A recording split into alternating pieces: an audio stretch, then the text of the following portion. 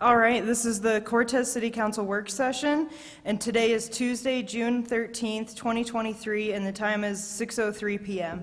I'd like to call this meeting to order, and we'll start with A on our agenda, 3 interviews for our advisory board meetings. So I'd like to invite Linda Toll up to be our first interviewee, and this is for the Cortez Historic Preservation Board. So we've got 3 questions for you that we'll go through. Do we want to start on one end? And yeah. Please give your name and a brief overview of your interest in serving on the city board.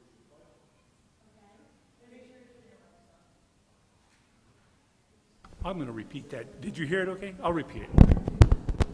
I'll repeat it. Please give your name and a brief overview of your interest in serving on the city board which you applied for.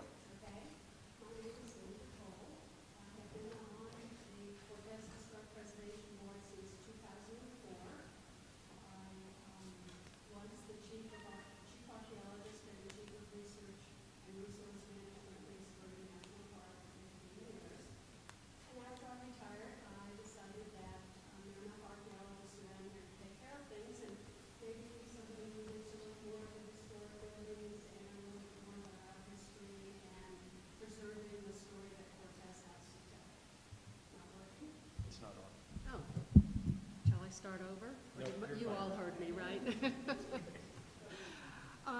So after I retired, I decided that the board ought to be doing something if we're going to have a meeting.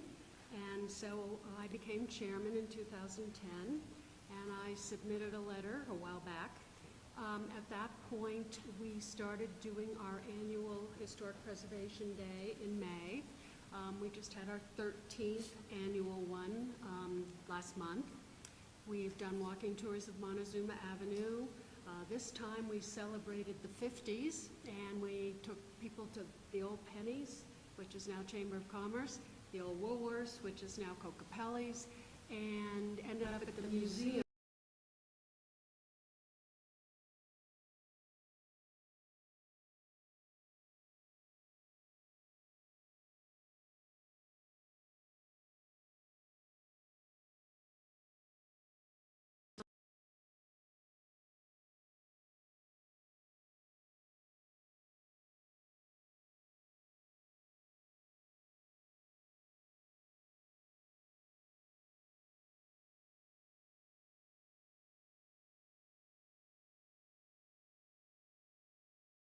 And these particular grants do not usual these days, so I call it free money. We have received 10 preservation grants since 2011. I've written those grants. I've overseen them with the contractors that we've hired. We've brought in $164,000 in grant funds. It is passed through because it goes to the contractor who writes the reports, and then we invite people who own properties that are historic and do qualify for our city register to apply and be approved. So you just approved the one for Pennies, I think, last month.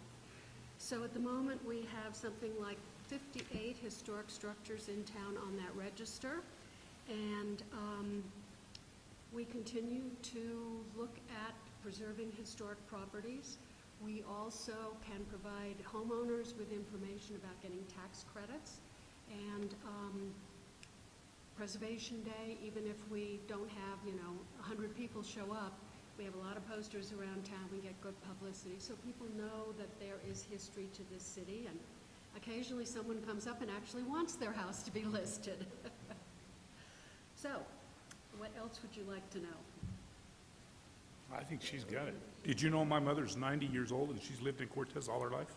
Well, she should be interviewed. The museums and... Born and raised in Cortez. When KSJD when Montezuma Valley Bank became KSJD, the old vault was supposed to be turned into an archival recording studio because none of the announcers wanted to be stuck in this little windowless room, so it seemed like a good place to do that. But it is, yeah. Has it been used much? It is, yeah. It's not like on a daily basis, but yeah, it definitely gets used. Good. Well, she She's probably part of the Historical Society, too. She is the Historical Society.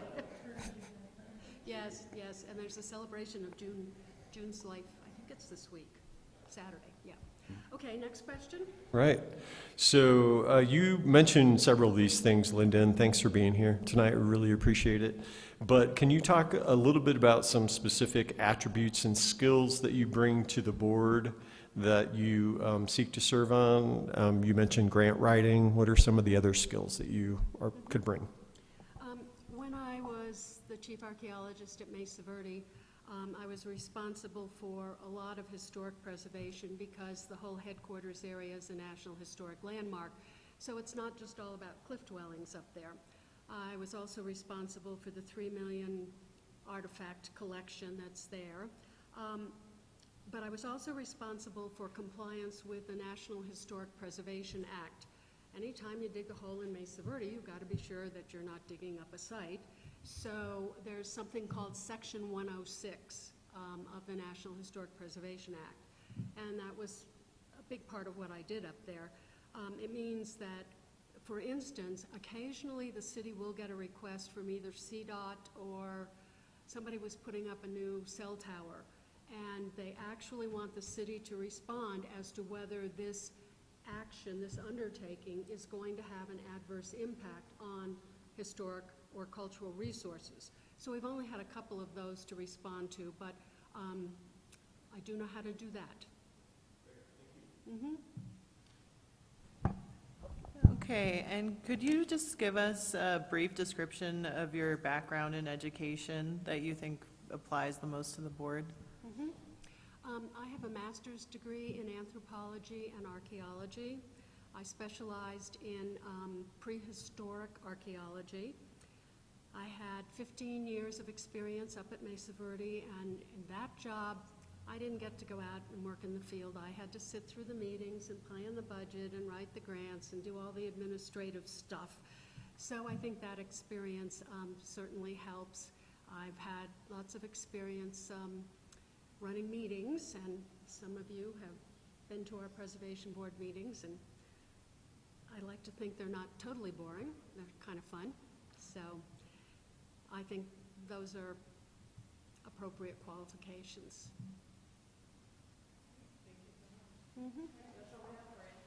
Okay. Thank you so much for your time, Linda. Let me know if I passed. All right, yeah, we'll be talking about it during our main meeting. Okay. All right. I would like to invite our next interviewee up, Ty Rogers, and this is for the Cortez Arts Advisory Board. All right, and again, we'll ask you 3 questions. Hi, everybody. Yeah. Hi, Ty.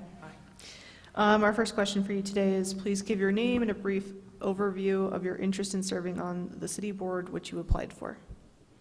My name's Ty Rogers, and I'm applying for reapplying to be a committee member of the Cortez Public Arts Advisory Committee. And I've been working with that group for, I think, 3 or 4 years now. And what that group has been working on has changed over that time. Currently, our focus is towards making efforts towards a creative arts district for Cortez. And in that vein, the efforts that we do towards that is also underlying economic development and enrichment for our community. And that includes just partnerships with other organizations, including the Rotary Club, including the schools, various things like that.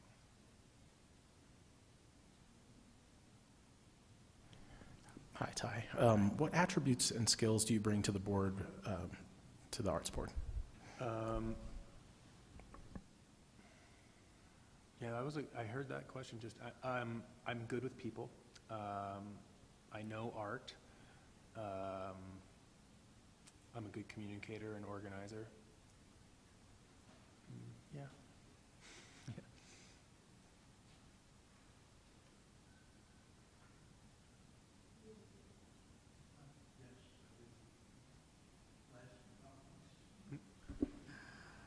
Give a brief description of your background in education.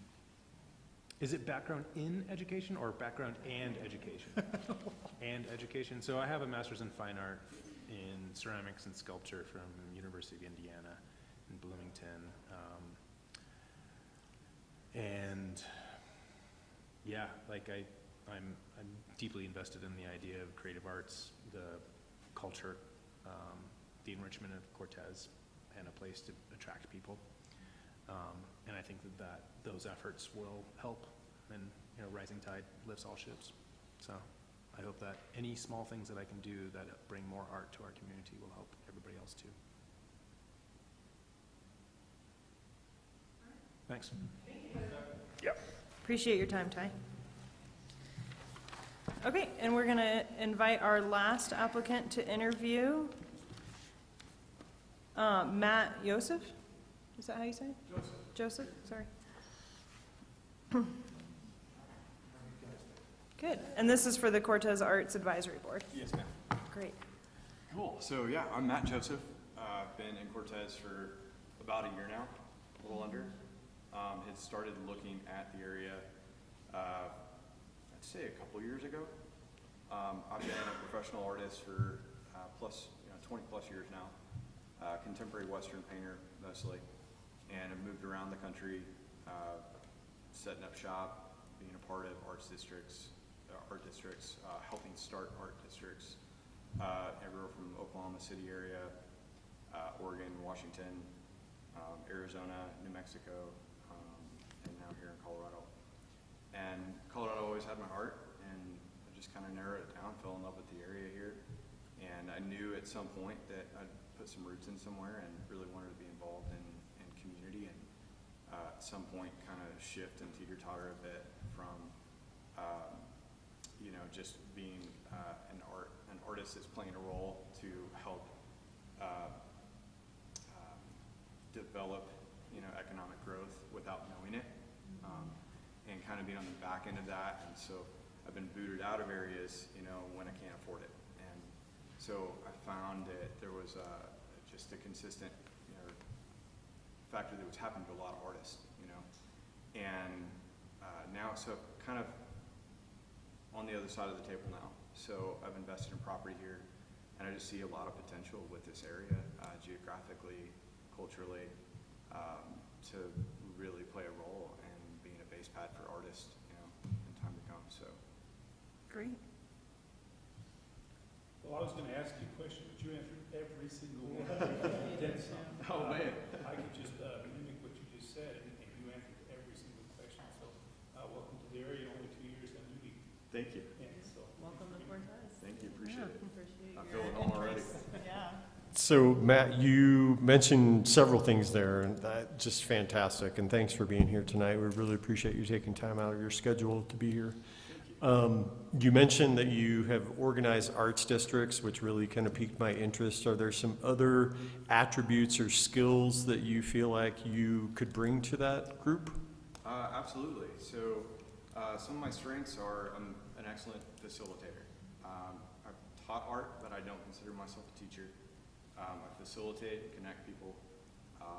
I've, in the past, I've worked with some major galleries around the country, part of which I've been a curator for some shows, and so part of my job title in the past has been to filter hundreds of applicants of artists that are good at face value, but filter what makes sense for putting together a cohesive show or marketing that work to actually create a business plan.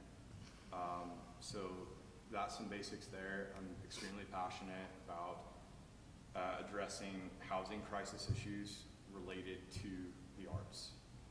So I'm venturing into that realm and learning how to become a developer and really honing in with the affordable housing, but targeting creatives and building live-work solutions and communities for them. So really just, wanted to step in. This is my first time to look at playing an official role.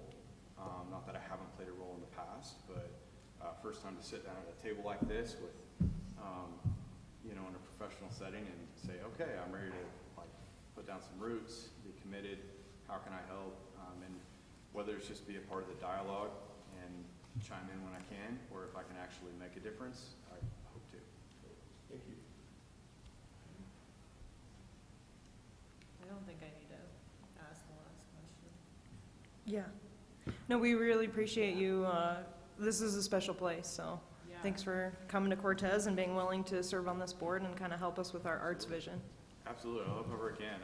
And I agree 100%. It's a very special place. Yeah. So glad to be here. Thank you, guys. All right, thank you. All right. Okay, we're going to move on our agenda. We're on B, and it's going to be a joint workshop with our Planning and Zoning Commission regarding the housing policy. So I'd like to invite Planning and Zoning Board members to join us at the table here. You don't bite, do you? I'm sorry. Taking up all the places. Too close? Yeah. I feel like we could have made like a circle out of the 4 tables. Or an octagon. Yeah. Yeah.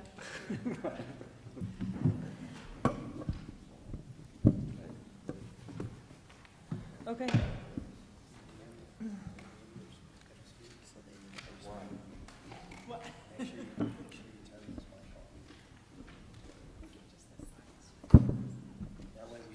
Oh, this is mine, okay. About it. Sure. No, you are chairman. I'll be glad to, yeah, thank you. All right, so we have planning and zoning here, so I'm going to turn it over to Chairman Robert Remy and to start your meeting. Yeah, you have to open up too. Okay, I said this,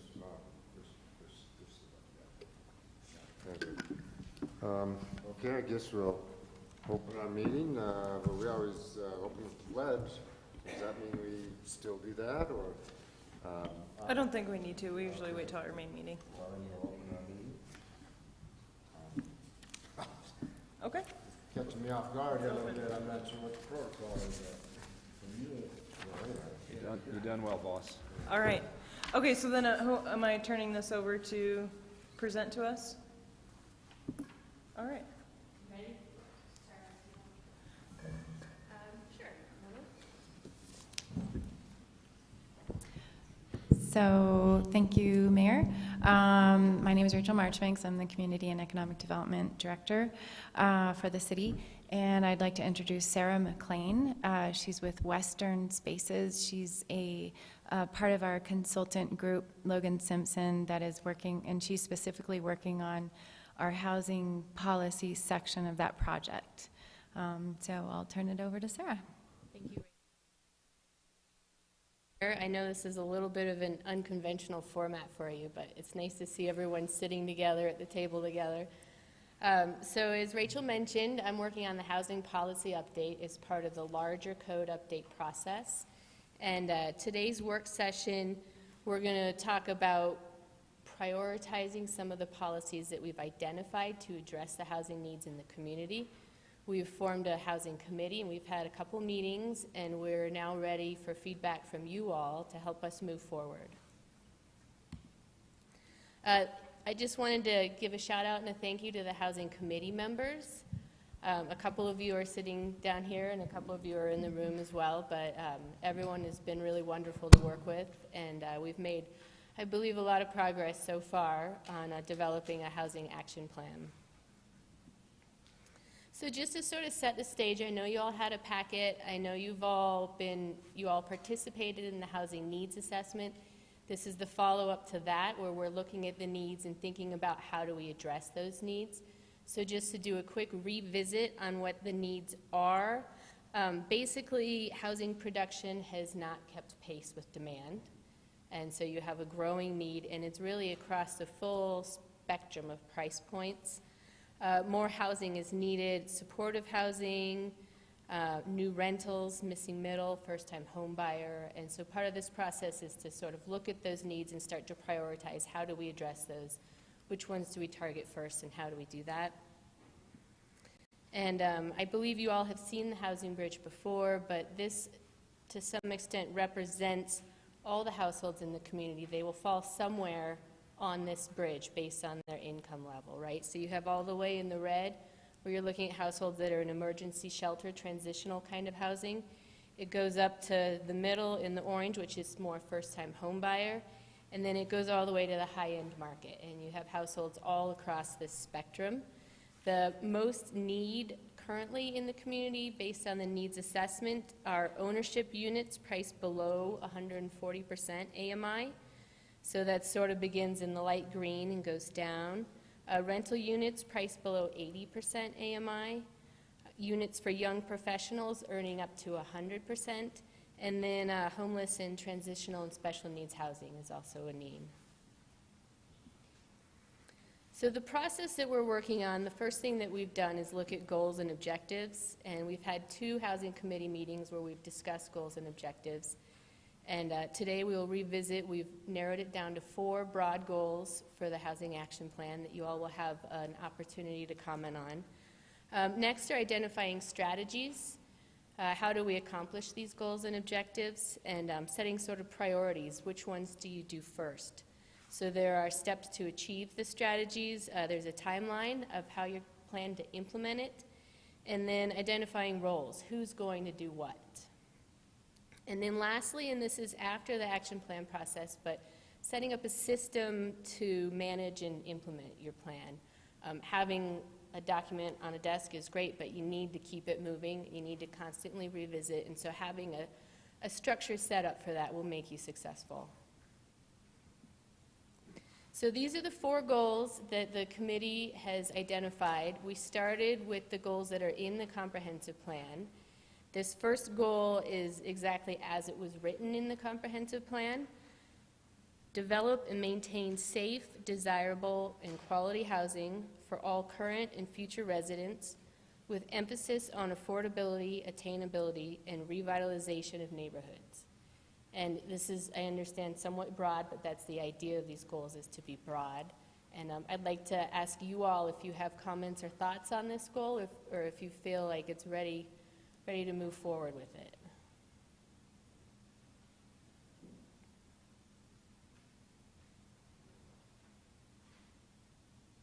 We've done some amount of wordsmithing, and that's okay if you want to do that as well, but I'm happy to move on to the next goal if we're ready. Yes? I do have a question. I just want, if you could define what you mean by revitalization. That can have many meanings, so how are you using it? There's a lot of houses that need repair and need assistance in keeping them up to code, and I believe that's where revitalization is headed with that.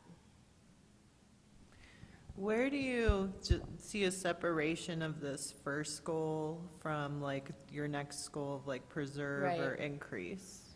I feel like, and this is something that I've been back and forth with personally, they do overlap a little bit, particularly these first 2.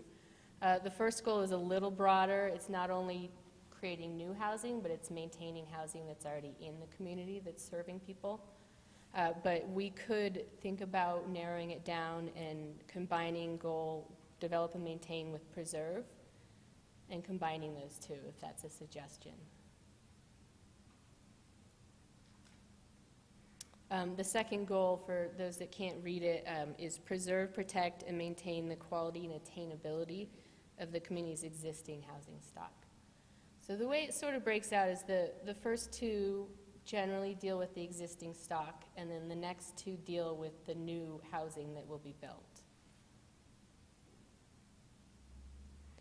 So if we look towards new housing, the third goal is to increase the amount of housing produced in Cortez and encourage a diverse mix of housing types to improve housing availability and options for residents to best meet their needs. And then the last goal is to focus the new housing on the full range of incomes in need and for various life stages, with priority placed on entry-level rentals, first-time homeownership, missing middle, and supportive housing. And those are groups that were specifically identified in the needs assessment as in demand. And if we want to expand a little on this last goal, which is the incomes and groups to focus on. We have, as a housing committee, discussed prioritizing the levels, different levels of groups. The first priority, and this is up for discussion right now, is supportive housing, rentals, low-income rentals, for sale housing priced up to 80% AMI, and mobile home and park reinvestment. The second priority level currently is for sale and for rent for seniors. Rentals priced between 60 and 100% AMI, and for sale priced between 80 and 120% AMI. And then the third priority, since we have said that we would have a goal of covering the full spectrum, but the lowest priority for housing to be provided would be for sale priced above 120% AMI, and rental priced above 100%. And in general, those tend to be market rate. And people that can't afford that don't necessarily need you to be building it for them. Just a quick question back to the goals, and maybe this is just something there's not enough of to make it an actual goal, but did you think about or look into maybe properties that could be transitioned into housing, like some of the maybe abandoned like strip malls or something that's even outside of the housing? One of the policies that's under consideration is an adaptive reuse policy. So this building, for example, went through an adaptive reuse where it was a printing press and now it's a city hall. But yeah, that is one of the policies up for consideration. And then with the, do you have a comment? With the mobile home reinvestment, does that mean like modernizing and helping the mobile homes Right, kind of helping a little bit with rehabilitation and maintenance, but then also there are policies you could look at that would prevent the loss of mobile homes from them being redeveloped and losing that as affordable housing resource. Okay, yeah, and I know there's been several in Durango that have been bought as co-ops. Right, I was just talking to someone at the open house about that, yeah. And that is a great resource right now for your community, for your workforce. Yeah. I think generally for the goals, I do feel like the first and second goal are pretty much the same. Right, okay. And that maybe the first one could just encompass the second one, instead of trying to search for strategies that meet both of them. Right, yeah. When they're both the same. Go ahead, Lance. I'm just curious why there isn't a goal, or why is there not a goal? Why does the city not have a goal to house the permanently unhoused? I think according to Opinion Project, there's roughly 175 unhoused people in the county or in the city right now, and I'm just curious why that isn't a goal that we're looking for in this code. Right. The last goal here, which is who we would focus new housing on, we did include supportive housing, which would include the homeless and transitional housing as a priority group. Can you explain supportive? If someone has, someone has no income, right, and we're subsidizing, what good does that do? The terminology is sort of a play on words, right? Like sometimes using the term affordable can raise some red flags for people, and it's similar when you use the term homeless, or we're using now unhoused, but supportive is similar, and it's addressing that similar group that you're talking about. We could definitely discuss changing the word supportive in the goal if it would be more clear. I guess my interpretation of supportive housing, and maybe this is just incorrect and a different term would be better, is housing that has like wraparound supports for unhoused people available, whether that's like medical or whatever other services outside services. of just housing. Yes. More wholly. Okay. I don't think we should narrow down supportive housing because I think that encompasses more than just, like, I can't think of the other words, but like, it does encompass permanent supportive housing and other types of housing that do offer support, wraparound services. So would it, though, benefit from kind of an added such as to the end of it? I'm not sure. Okay. I'm just thinking like, kind of to Lance's point, the, supportive housing for whom? Like, it might not automatically go to unhoused. I think it's more at the strategy level. Okay. Where we can be more specific about what type of supportive housing we should be focusing on. Okay.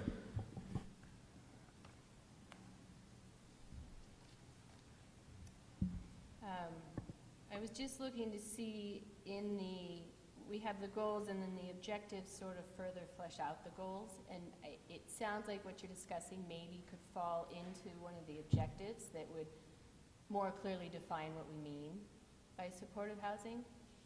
Is that a suggestion that we should consider? I personally feel like the layperson reading that wouldn't automatically know that supportive housing would mean, addressing the unhoused and the people who have super low incomes. That's just my opinion. I don't know. That's terms that are in there. Like, I don't know if anybody would specifically know what a missing middle is. So, I don't know. I don't know if we're getting too making it too convoluted for a goal that's supposed to be very broad and general. Okay, so I'm hearing what you're saying. It sounds like we need to simplify the focus goal, and maybe we keep it with full range of incomes in need and for various life stages, and then leave the next table to highlight the priority levels and not specifically call those out in the goal, maybe?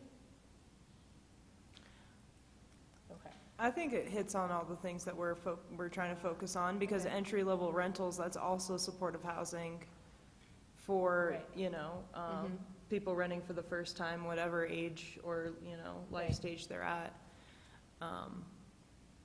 Supportive housing, you're supporting people because they can't do it on on their own with whatever income they have. I feel like that's a good catch-all term. Okay, and the way that we've defined it in the objectives, which are in your packet but not up on the screen, is to acknowledge the significance of supportive housing, which combines attainable housing with supportive services to assist individuals or households with specific needs, such as those facing homelessness, mental health challenges, or substance abuse issues. Okay, well, thank you. I appreciate the feedback. One more question, please.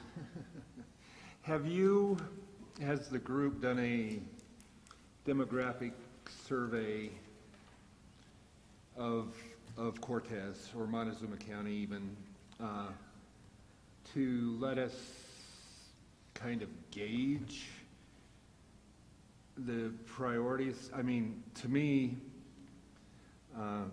the unhoused, housing the unhoused, making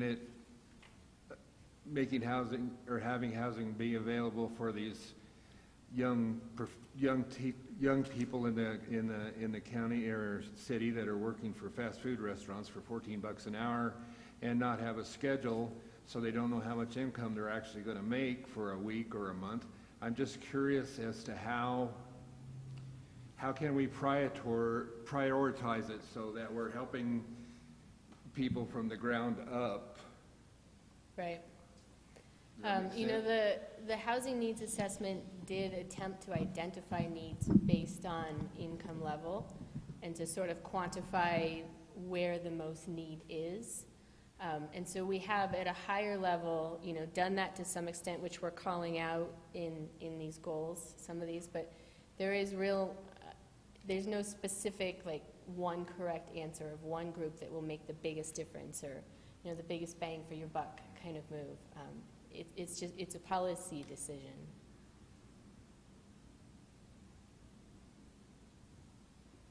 Sorry. No, go ahead. Just one final comment. I think I think the land use code and what you're doing in updating the land use code is important, but I think we need to maybe adjust our priorities a little bit. Maybe, like for example, I don't think we should throw out zoning restrictions just so Tom Smith can put in an ADU unit and charge $2,000 a month rent. I mean, that to me is not, if we're allowing stuff like that to happen, that's not helping the problem. Does that make sense? I do hear you on that.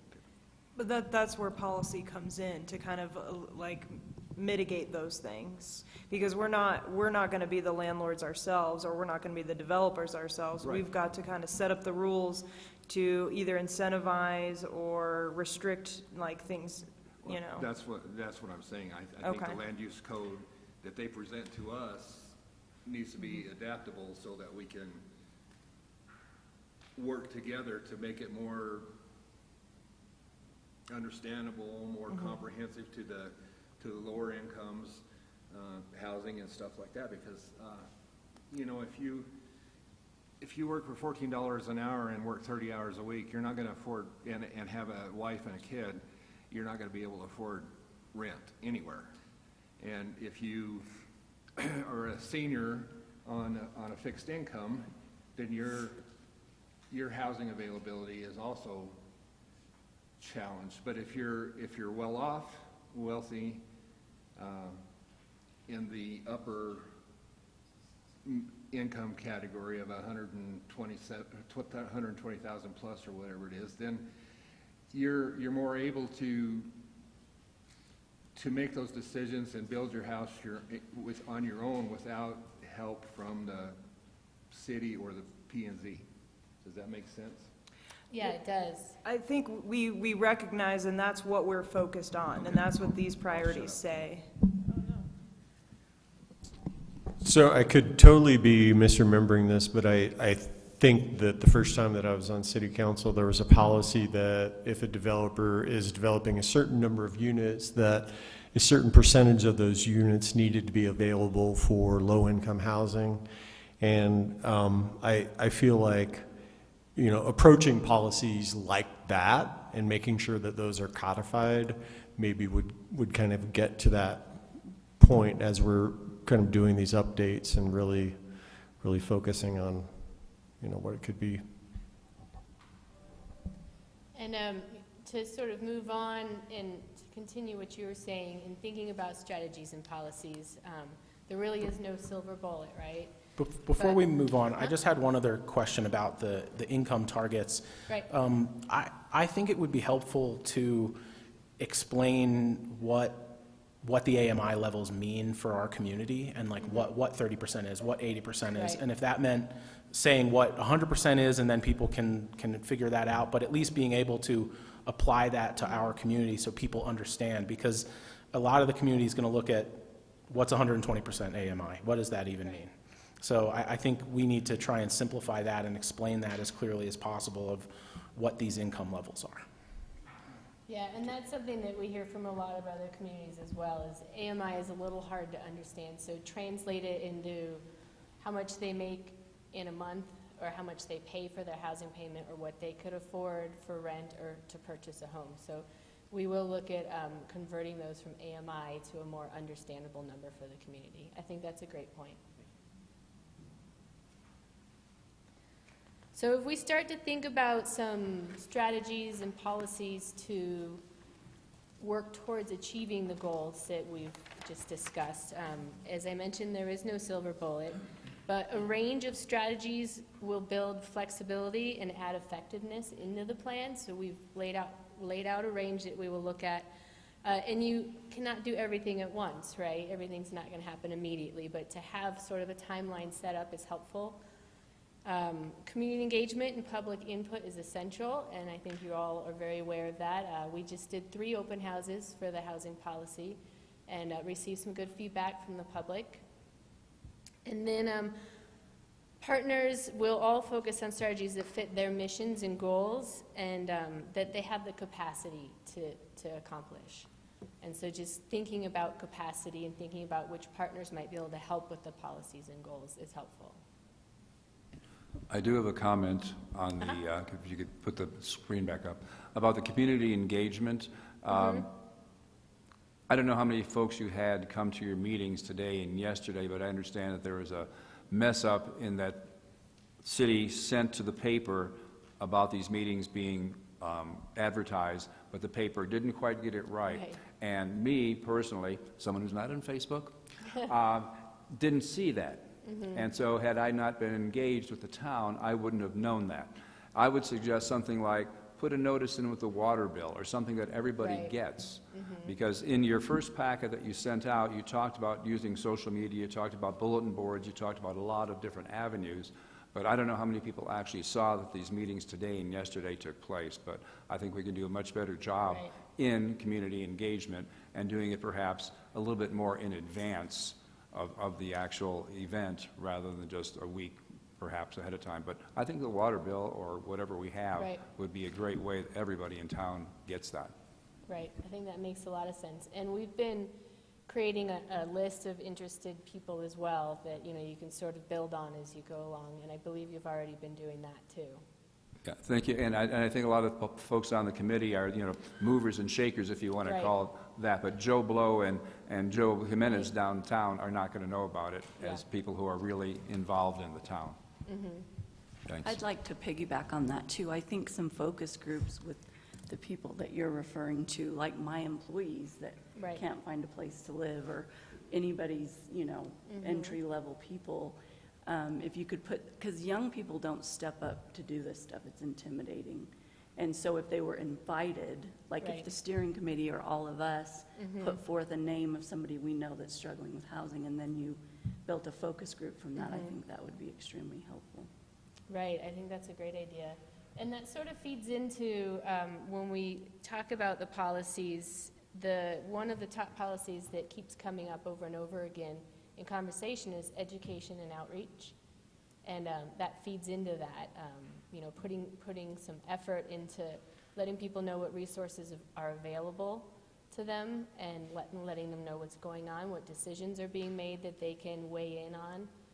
So that does go into one of the top tier policies that we've identified, that the Housing Committee has identified.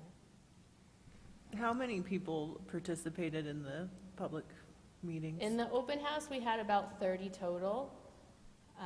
I don't know, there was good advertisement as far as I understand. A lot of times with these kinds of things, you know, if people see something they don't agree with, they're going to be here. But I believe that it went past a lot of people's eyes, and a lot of people's schedules probably could have fit it. There was an evening session last night.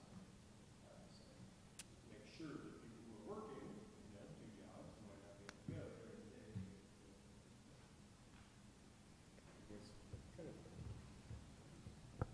Oh, are we going to have any presents at Third Thursday?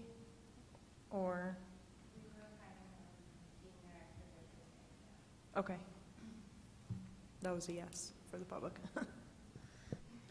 So as I mentioned earlier, the Housing Committee, we started with around, you know, consideration of up to 40 policies, narrowed them down, and based on feedback from the open house, as you can see, we've got a photo of people prioritizing policies, and feedback from the committee, we're starting to sort of shift them out into a top tier and a second tier.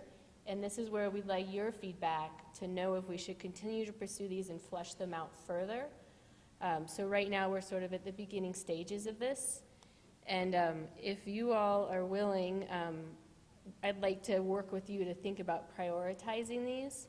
And some things to keep in mind as we talk about them is what the current capacity is, what the ease of implementation would be for the policy.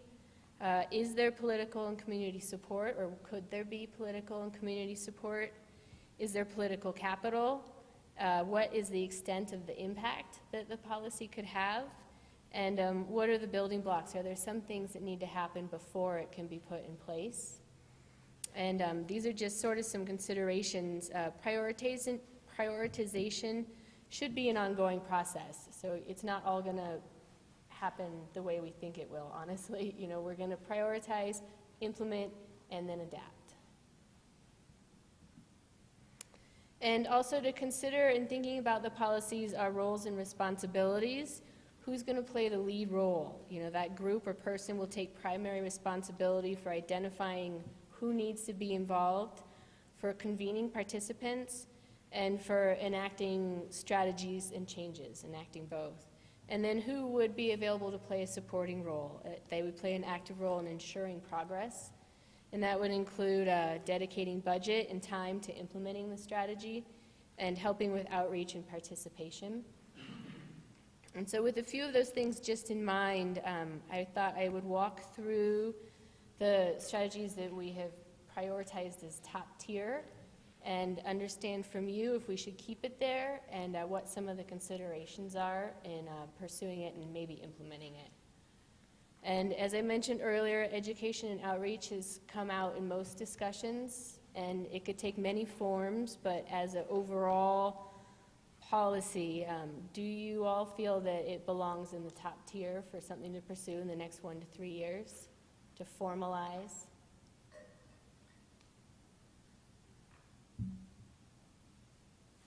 I see some heads nodding. And in thinking about implementing an education and outreach effort, do you have thoughts on who could play a lead role?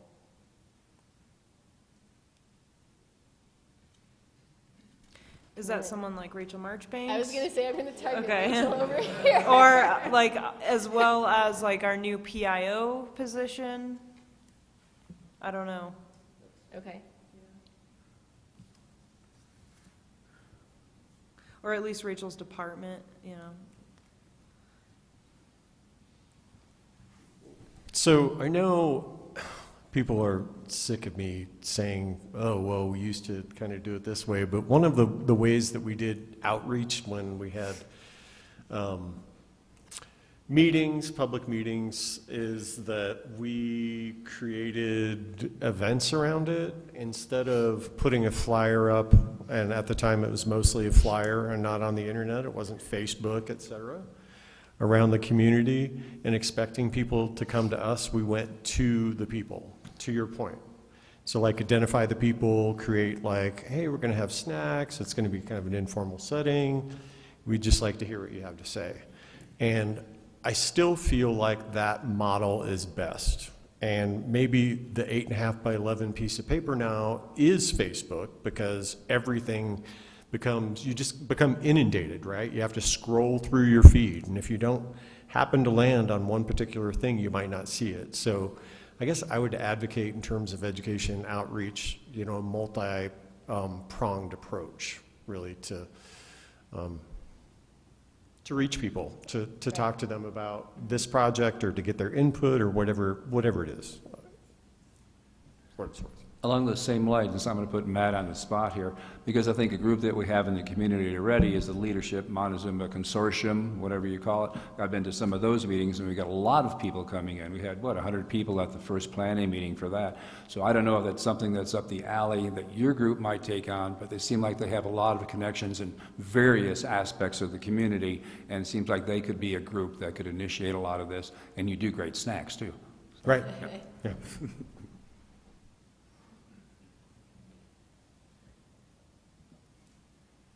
So I'm hearing move forward with pursuing education and outreach, formalize it a little further. We'll discuss it in the next committee meeting. The next one is developing collaborative partnerships. Some goes a little bit in line with education and outreach, but keeping the conversation open and having it more formal, where you're always, revisiting the people that could help and talking back and forth and seeing what resources and ideas are out there. Do you all feel that this belongs in the top priority for a policy? I think this definitely belongs as a top priority. It's and it pairs with the first one, because if we just do education and outreach, are we really like helping to move the needle? But I think people are more informed, but if we're able to support and helping projects move forward, I think that's more actionable. Right. Yeah, I agree, and I also think it's always important that we go to the people and see what the issues and what solution ideas they have versus us dreaming up something that might not relate directly to our life experience. They're more in tune with what our community needs and what struggles they have. Those partners are also the partners that make the most sense to carry out the work, because government really shouldn't be the ones leading the charge in that regard. Yeah, I mean, I think that this is really critical, and I can think in particular, number 30, the Pinion Project, the model that, they're using. I mean, I personally feel like there are things that we can learn from them, right? They're making it happen, and they're communicating about it in a really effective way, at least from what I've seen. And so I don't see how we move forward without collaborative partnerships. Great. Do we have the utilities on here? Local service and utility priorities, okay. And yeah, please, on your own time, if you want, let me know if there are some groups missing here. We can continue to add to the list. Okay. Sorry, one more question. Is there a reason why we didn't include towards preserving and protecting? So I'm thinking about the partnerships with like the Pinion Project and like the fact that they're building out things. Like I think maybe we can broaden it to say towards supporting the not the development. I don't know how to frame this. So like if there's any way we can support them to help move their process along in developing, not just preserving and protecting. Right. No, that's a good point. Does that make sense? It should be all across the board, existing and new units, right?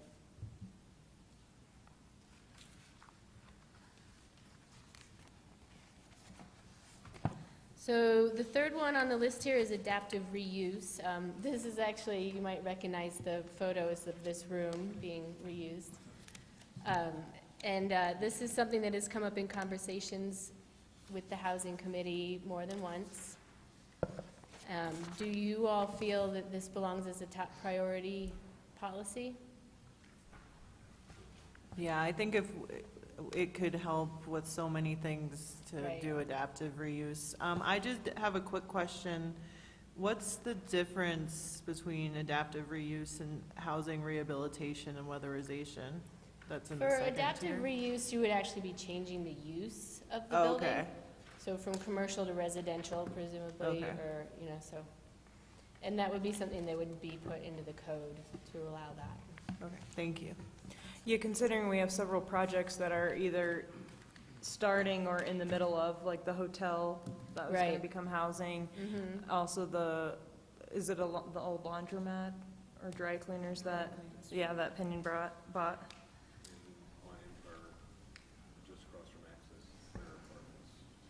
Yeah, that's going to be new though, right? Yeah.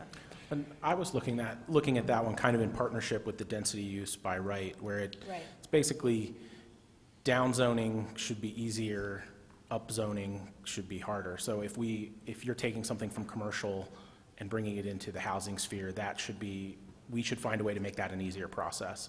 And then the same would apply to density use by right, would be that kind of the new build version of a similar thing. I think that the other thing that adaptive reuse does for us is that when we're talking about goals, when we think back to like your first slide, when you're talking about, okay, so this is where we're at, and this is where we need to be, this is what we project will be the need in the coming years, that it's a pretty quick win that we could actually develop quite a few units at the same time and not have to just kind of piecemeal it here and there and rely on certain things. It could be really a great way to meet some of our goals in terms of just the number of available units in a pretty quick fashion.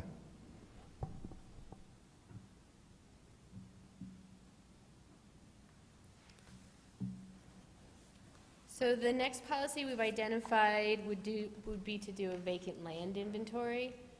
Not only city-owned land, but land that's owned by some of the major employers or other groups that might be able to develop a partnership to put some housing in. But the first step is to do an inventory and look for underutilized lots and look for opportunities.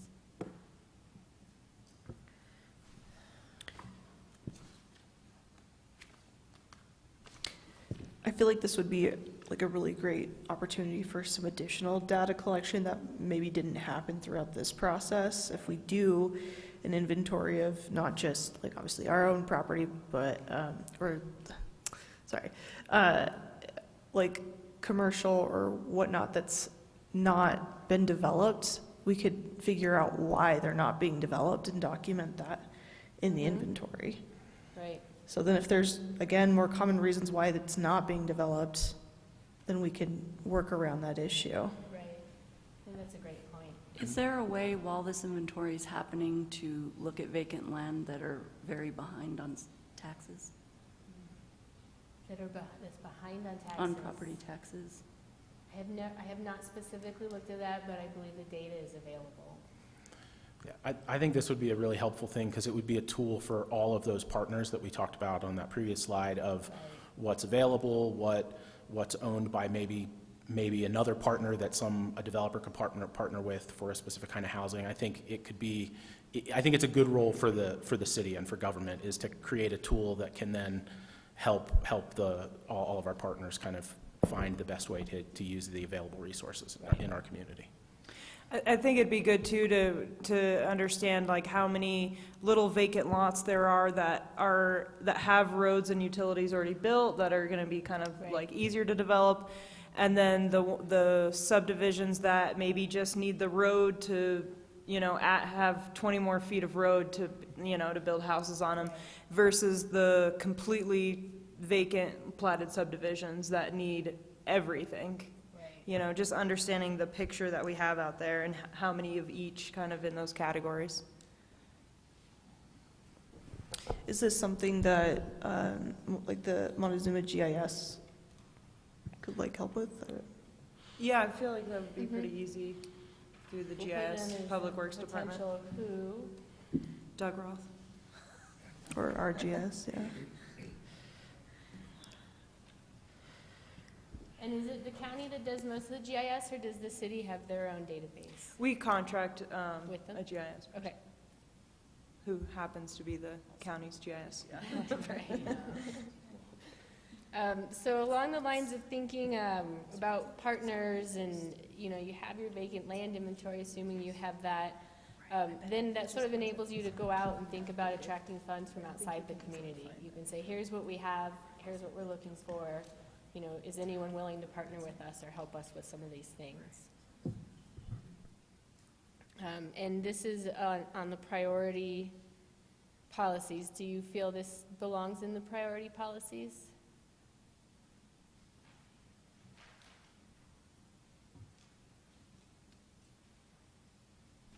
Yeah, I'd say we're already kind of making steps towards this as well, with getting the feasibility study done so that we can get more grants. I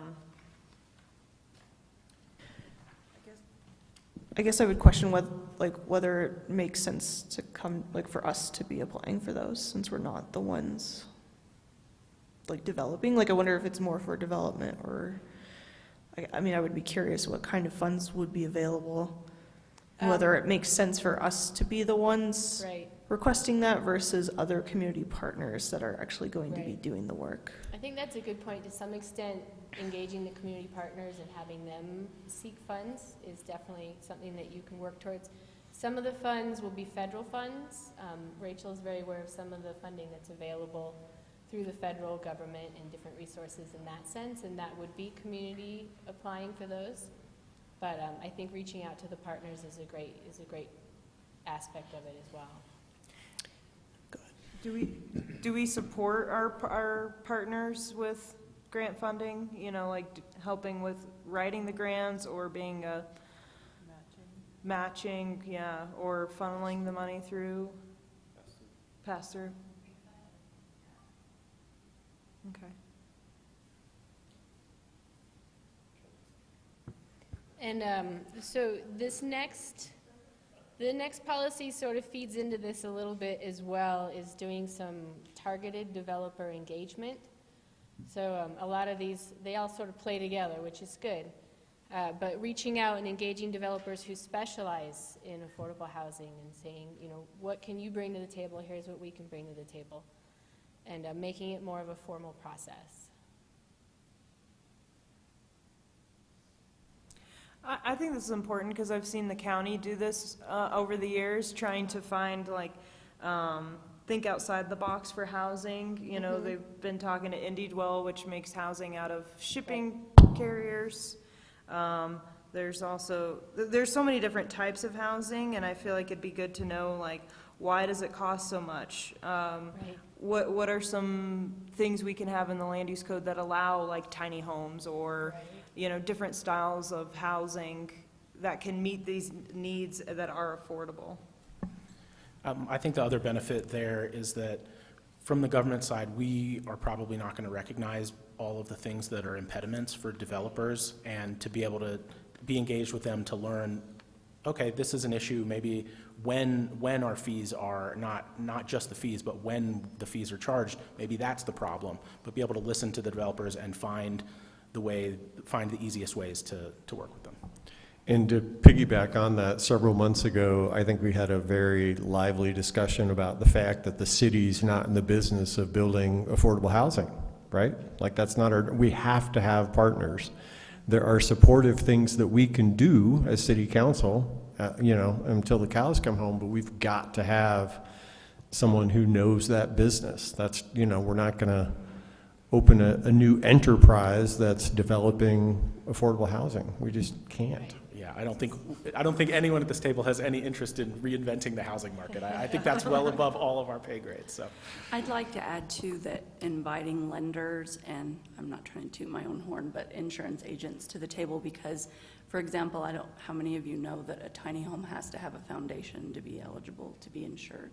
You know, that's not common knowledge. And the same with manufactureds. If they're over 10 years old, we can only do actual cash value. It's depreciated all the way down. So that may prohibit people from getting a loan. So I think keeping lenders involved is important too. Okay. And I think keeping like our nonprofits who have developed housing, like the Housing Authority, you know, what did it take to develop Calkins, and like, you know, where could we have helped in saving money for that, or, you know, the Pinion Project as they go through these, like, and the developers they use.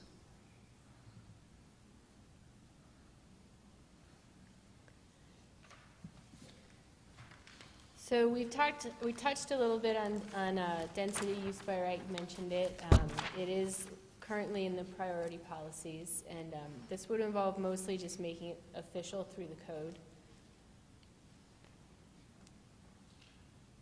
Does anyone have any thoughts on this? Does it belong in the priority policies? I'd say yes, based on the housing study, that there's a lot of different styles and types of housing that's missing. Not everyone needs just the single family. To diversify. I'm sorry, can you explain a little bit more about the density use by right? It's changing in the code what densities are allowable, so they don't have to go to you every time they want to, in certain areas, if they want to increase the density, it's a use by right based on what they're proposing. So it doesn't have to go through a process, an additional process. Is R2 already kind of that? Or is that still conditional? So, earlier, in 2022, I believe we passed an affordable housing and workforce housing density bonus, so that did allow the increase in density in R2 and other areas. So I don't recall though if it's I think they still have to go through a little bit of a process. Yeah. Well, because if I remember correctly, because I don't think this is like more extreme compared to what we already have in the code. Because like for neighborhood business, I think you can build an apartment by, you know, permitted, not conditional. You know, so there are places already with zoning that allows some of this. So I think, yeah, trying to focus where in the community we want to allow this. Madam Mayor, just a word of caution, this is being recorded, so if you're going to solicit comments from staff or the public, be sure they go up to the microphone. Oh, sorry.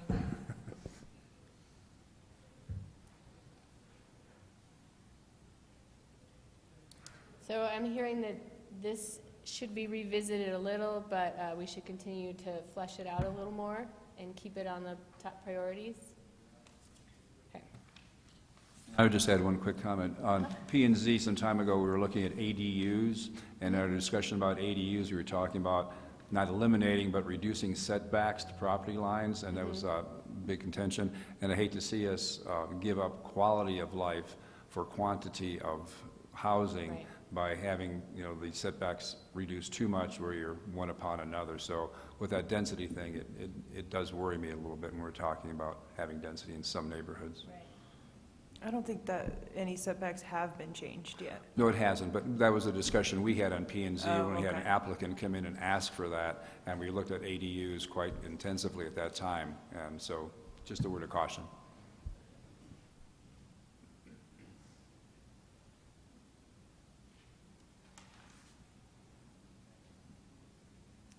And then the last one on the priorities list is to address arrested development. The housing needs assessment had quite a few recommendations in regards to this. It is prevalent, over 300 platted but unbuildable lots in the city. I believe that's in the city of Cortez. So does this belong as a priority policy? I feel like this has been an issue for a long time, but I also worry, like, how do we incentivize, or how do we get developers to cover the cost of building out the utilities? Because we really can't be adding new roads into our inventory, you know, as we're trying to get on track with just maintaining what we have. I mean, we do have areas in the city where the neighborhood takes care of the road.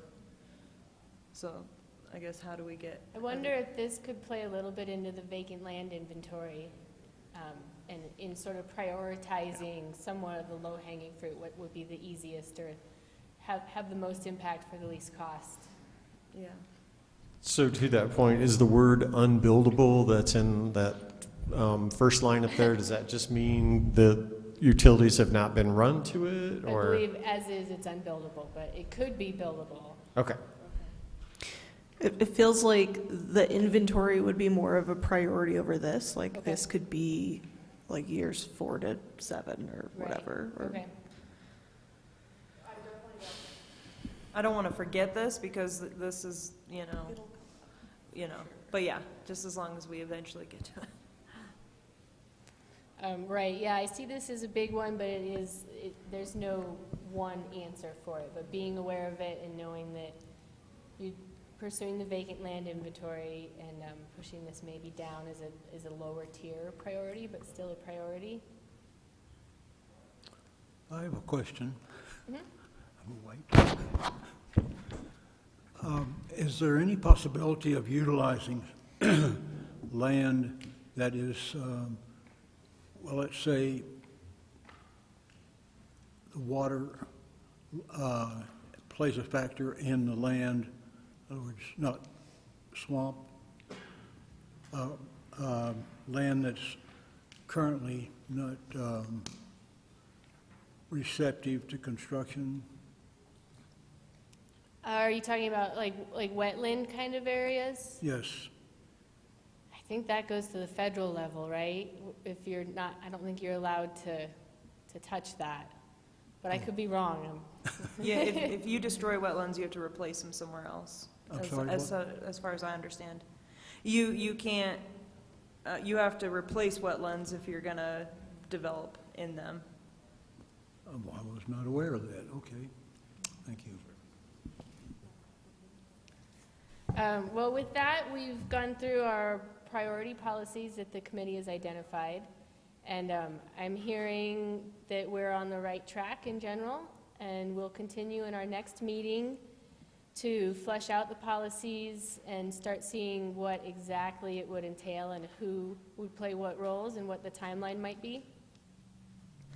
And so the next meeting and next steps, we're going to revisit the goals and objectives and look at the prioritized policies, and as I just mentioned, work towards fleshing them out a little further and look at implementation and what that would look like. And then we'll finalize the action plan. Well, it'll be a draft, but it'll be back for your review again, and I believe we're set up with planning and zoning for July 18th and with council for August 8th to revisit the action plan. Do you know, is that during a workshop, or is that during a regular, would that be like for a vote during a regular I think it's during meeting? a regular meeting. Given if there are not a lot of changes, we would hope that it could be adopted, but if there are changes, that's great. We'll move forward and do another one after that. Okay, thank you. You asked a very specific question, and you really didn't get a good answer, and it's who could play a lead role. And I think it's Yeah. really important that you have somebody that can play a lead role. Right. And we mentioned Rachel, and we mentioned a PIO, and I think we're going to have to ask the city manager to assign personnel, because that's not council's job. And Rachel had a big sigh, so she may have plenty on her plate. And then this June 26th meeting, are we, because the majority of council will be gone at a conference at CML, but is this something we want? Rachel already has a plan for us. That's actually Councilmember Kefauver, Rachel Marchbanks, and myself, and she's already got a plan for us to break away from the conference to engage in that. Oh, okay, great. Well, I appreciate all of your time and your efforts, and I've worked with a lot of communities doing housing action plans, and you all are on the right track, and you're a great group to work with. So thank you. Thank you so much, Sarah, for your time. We Yeah. really appreciate it. And thank you, Planning and Zoning, for being here tonight. And Yeah, thank you. do you need to? Yeah. They need to close their meeting? Okay. Planning and zoning will entertain we'll adjourn. Thank you. All right. Bye, thank you. All right, so we still have a little bit of time on we've got 10 more minutes, so we're going to move on to C on our agenda, a general council discussion. All right, who's going I first? wanted to bring up to council, and I'm sure many of you are aware of the recent temporary closure of the birthing center at Southwest Memorial Hospital. I think this is an issue that's greatly going to impact our community, particularly our women and our children. And I wanted to see what everyone else thought, because I'd like to propose council or the city make a resolution or write some type of letter in support of keeping the birthing center open. I totally agree. I'm not Is your sure. mic on? This mic is not on. I totally agree, but I'm not sure what the way forward is for the city. But I think we should definitely make our voices heard. Yeah, and I also want to just say that I know a lot of us have talked about this with the city manager and other people, and it's something that we're really concerned about in general as the city. We don't control the hospital or manage the hospital, but the hospital certainly impacts us as a community, and it's something that I think is worth the city trying to support. Could we write a resolution stating like the importance of the birthing center for our community and our economy, and kind of just highlighting like why we find it important to be open? Not necessarily that like, I don't know. Mayor, we can do anything the council decides. There's a wide gambit of places or things we could do should the council vote to do just that. But keep in mind, a resolution would not be able to be procedurally presented to council and passed until July. Yeah. I think even with the timeline, it's worth the city making a stance. And I know right now one of the frustrations is the limited information that was released with the announcement of the closure. So There's a public meeting I saw. It's Thursday Yeah, at just about, like, today, I think they announced it or something. So, do you have the time? Yeah, It's it's 6. Thursday at 6 at in the ambulance bay at Southwest Hub. Do you have anything to say, Dennis? I've got a lot to say, but I don't know if I should. I agree with you 100% that I hate to see our community lose that. It is so valuable. However, we as the city can't control individual operations and businesses. For instance, if McDonald's takes away the barbecue chicken or whatever, we can't write a letter to, well, we can write a letter saying we don't agree with you. And we could certainly write a letter. As far as a resolution, is that just a letter saying that we disagree with your financial decision? And that's the reason they're doing it. It's for financial reasons. And where does government come in to tell somebody that you may be losing money, but it's better for our community, so you just go ahead and keep losing money? I guess the way I see it is that, you know, we cannot control what they do, just like your example with McDonald's, but we can voice opinion and support, and almost, it's not going to go into a policy thing, but. And that I agree with. I mean, you just said your 90-some-year-old mom was born in Cortez. Raised in Cortez. Well, she was born here, right? Yes, yes. And I agree with you. I agree with you. However, we don't control them, and we shouldn't. And but we can tell them of our displeasure. And I don't know if the word resolution to me means something different than what it is, but I would have no problem signing a letter saying we wish you wouldn't do this. But to say we're against you because you're doing this wrong. Well, I would say just emphasize, you know, like why we find the birthing center very important to this community. You know, not necessarily of like, we think you're messing things up, just like this is a vital service to our community, and this is why we see it is, and how closing it affects like our community. As someone who's a childbearing age, like, and a leader in this community, I can no longer have a family here. And so what does that mean for a lot of other people? I think you might want to wait till you hear public comment tonight, because I think you might gain some more insight into the situation. I'm probably out of line, but I think you're going to have some community members that present you with some information tonight that may help you in how you decide to approach that. Is there a way, because I know, so one of my issues and why I want to talk about this right now and tonight is because I know we have such full dockets, and we wouldn't be, if we decided to go one route, we wouldn't be able to actually do that till July.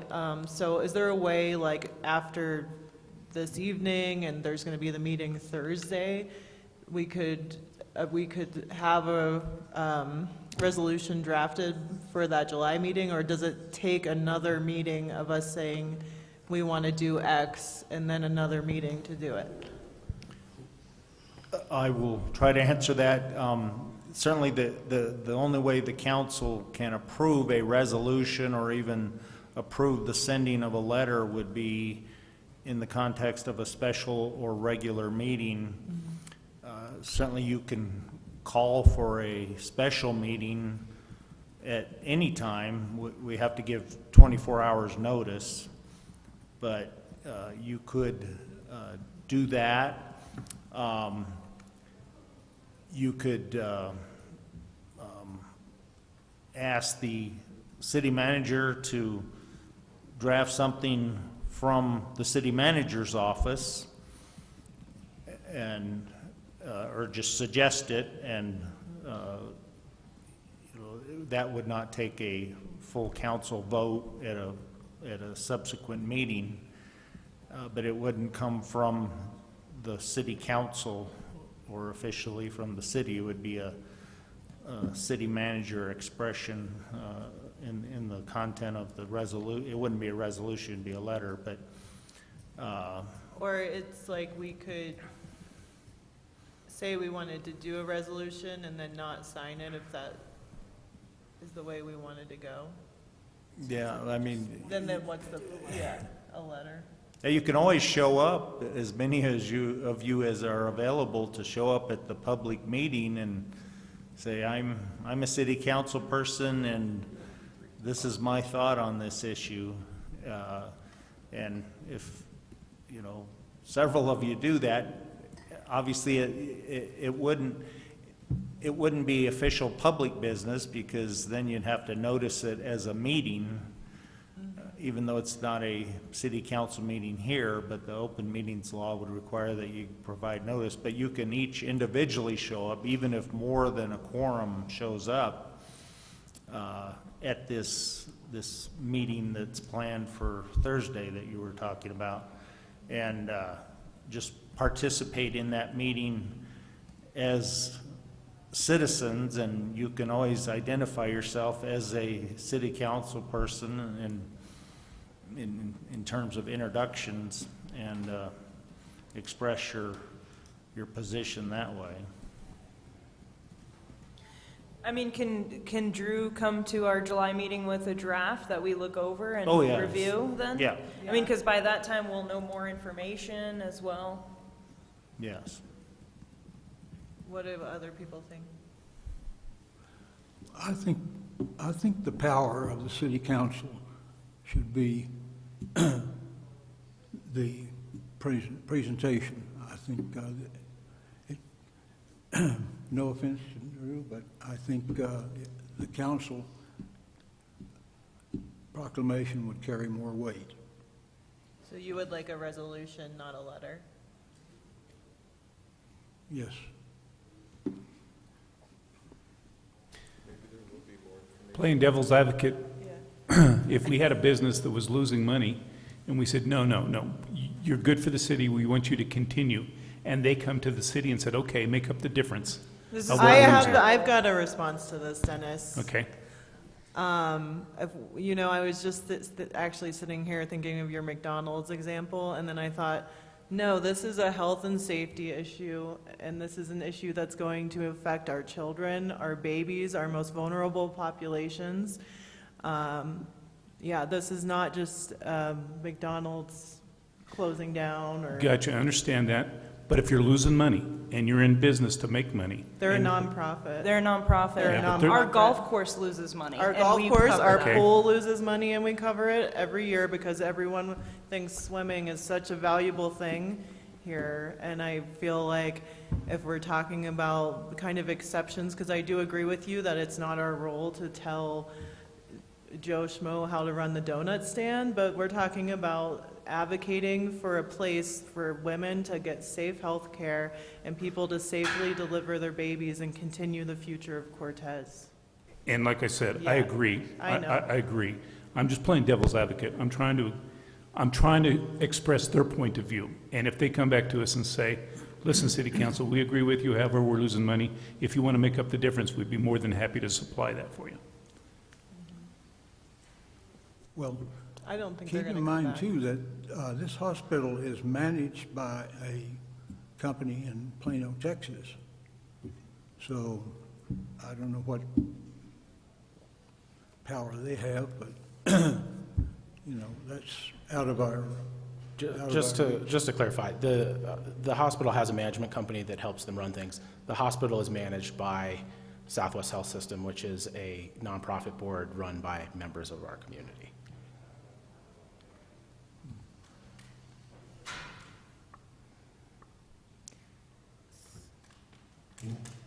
I'm not opposed. I am not opposed. I just wanted to throw out what I feel their defense is going to be. I'm not opposed to saying, hey, look, we need this, and we do. That's not debatable. We need this in Cortez. I can't in my wildest dreams imagine them taking it away from us, but they're going to, and I want to shoot to the council what they're going to say to us. I don't care.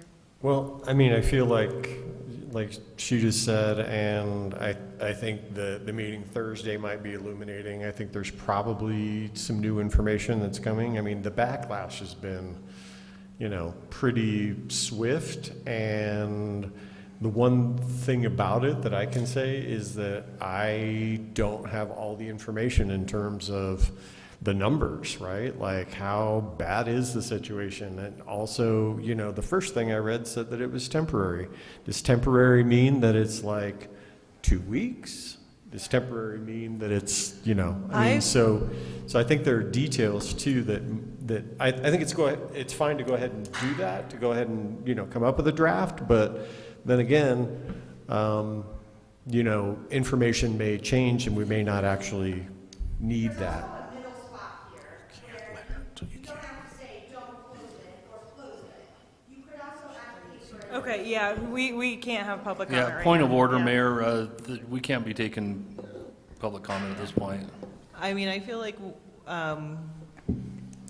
I don't have a lot of sympathy for the lack of information because the hospital had the ability to put together appropriate PR statements and things with information. And because of the way our timelines work, I feel it's appropriate to move on the information we have. And like Rachel said, if we could draft something, and then if something changes, it changes.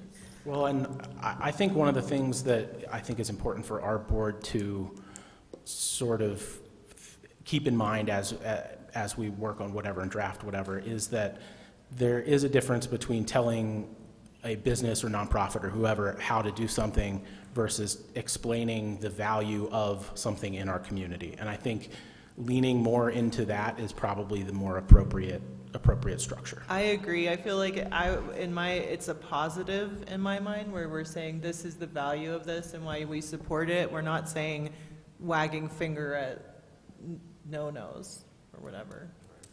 Yeah, I think just recognizing how vital we find that service to our community and what it means to us and kind of making a statement about that.